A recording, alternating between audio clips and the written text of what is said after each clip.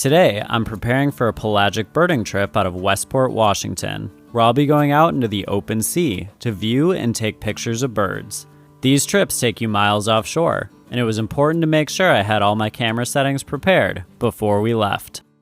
I'm super excited because we are doing a pelagic trip out of Westport, and I'm testing out the OM1 Mark II with the 150 to 600 millimeter lens for birds in flight on this pelagic trip. So I did some changes to my settings to try to get the best images as possible. I set the autofocus to continuous, so AFC.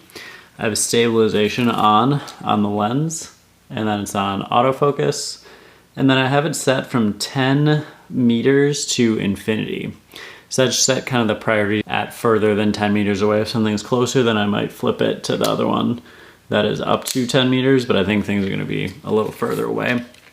And then I'm gonna set it on a shutter priority, put a pretty high shutter speed on there to freeze the action of the birds in flight, and hopefully we can get some awesome shots. I've never done a pelagic trip before, so a lot of the things we should be seeing should be new. So I'm counting on the OM1 Mark II to get some awesome photos for me, and I can't wait for this pelagic trip. We leave really early tomorrow morning, so let's see what kind of shots we can get.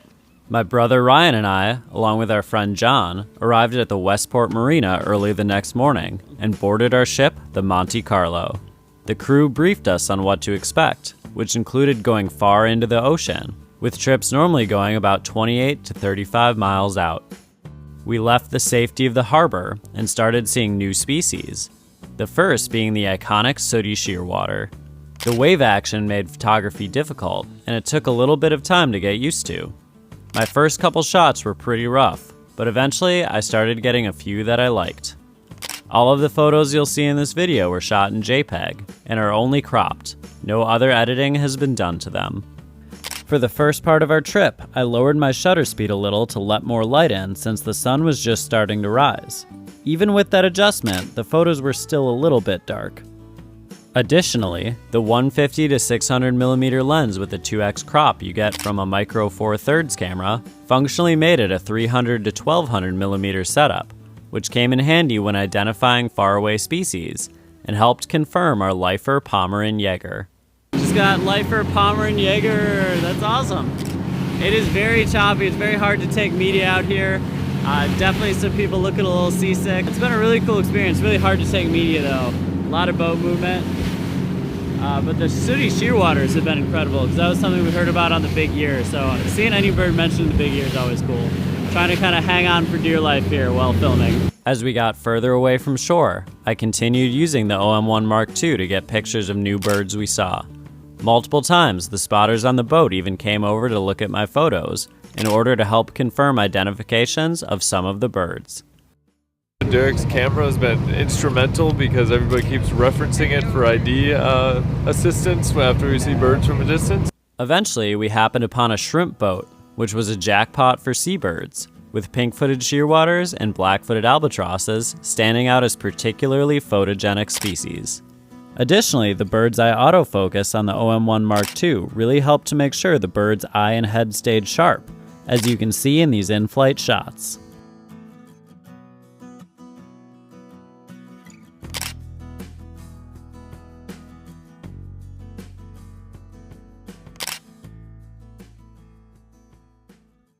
Came upon this shrimp boat and craziness ensued. We had the albatrosses out here. They're so majestic and magnificent with their really long wings, and they've been very photogenic, I think. And then just tons of other birds. Really awesome to hear like the pitter of their wings on the water when they take off. So we've been in the thick of it. I think these are our best views. Super exciting. Once we reached our furthest point offshore, we tried using some food to attract birds toward the boat, which would likely give us our closest views yet. Although we didn't have many visitors here, we headed back towards the shrimp boat and chummed again, which brought the birds in close. At this range, the OM1 Mark II really shined when taking photos and videos of the albatrosses.